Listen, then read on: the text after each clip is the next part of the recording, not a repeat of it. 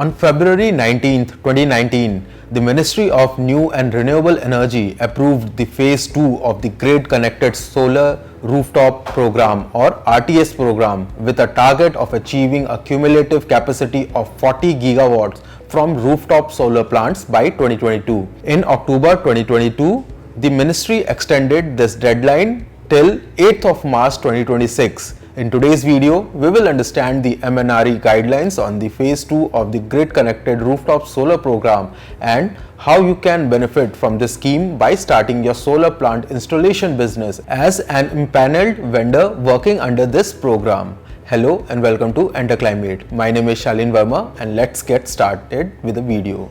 Although the MNRE extended the validity of the program, there have been no financial implications and the program will be implemented with the original outlay of 11,814 crores for both component A and B of the program.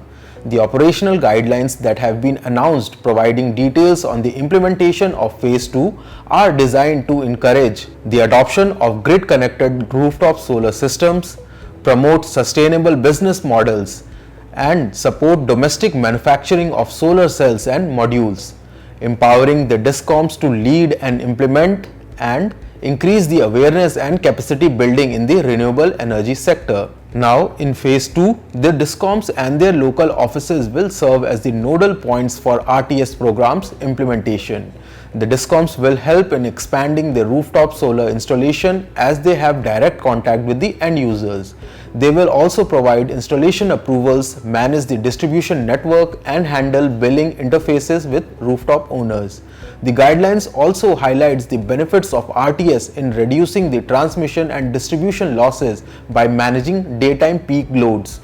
The component A of the program will focus on installing grid-connected rooftop solar plants in the residential areas with financial assistance from the central government, while component B will focus on the incentives to distribution companies based on their achievements in installing additional grid-connected rooftop capacity across all sectors up to an initial limit of 18,000 megawatts. Now, this Phase 2 of the program is meant to encourage the adoption of grid-connected rooftop solar systems in consumer segments like residential, institutional, social, government, commercial and industrial. The program will also encourage the domestic manufacturing of solar cells and modules to support the growth of the RTS sector. Component A of the program will include the installation of 4,000 megawatts of grid-connected rooftop solar power projects in residential areas with a central financial assistance or the CFA. The earlier CFA structure has been restructured to address the hesitation of homeowners towards the RTS installation. Now, a higher CFA of up to 40% will be provided for the RTS systems up to 3 kilowatt capacity. For systems above 3 kilowatts and up to 10 kilowatts, the CFA of 40% will only apply to the first 3 kilowatts, while the remaining capacity will have a CFA limited to 20%. Secondly, group housing societies, residential welfare associations will receive a CFA of 20% for supplying the power to common facilities. If the system do not meet the required standards, are non-functional due to poor installation quality or fail to comply with the annual maintenance contract, the implementing agency can blacklist the vendor, including actions such as disqualification from participating in tenders for government-supported projects. If the director of the firm or a company joins another or existing firm, the company will be automatically blacklisted. Now let's look at some of the key takeaways for the stakeholders eligible under the program. So, the beneficiaries interested in installing RTS plants will submit their applications online or to the local office of the respective DISCOMs, which will assist consumers in all activities related to CFA approval, commissioning and connectivity of RTS plants through transparently enlisting the vendors, manufacturers and system integrators. The entire process of receiving, processing and approving the proposal will be IT enabled. After deducting the CFA portion, consumers will only pay the remaining amount to the empanelled vendor.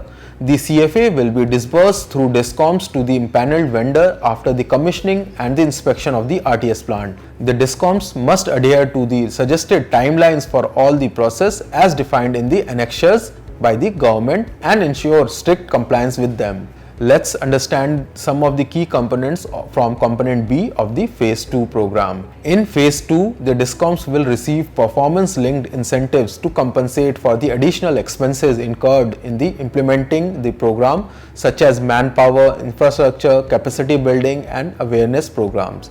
Now let's look at the licenses and approvals that will be needed by a solar power related business for selling electricity for commercial purposes.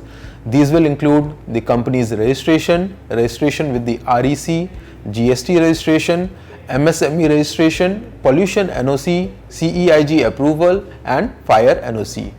Now, to become an empaneled vendor, rooftop solar vendors will have to register or empanel themselves with the DISCOMs. The empanelment has to be done for vendors that design and supply or does the erection, testing and commissioning or operate and maintain grid connected RTS plants.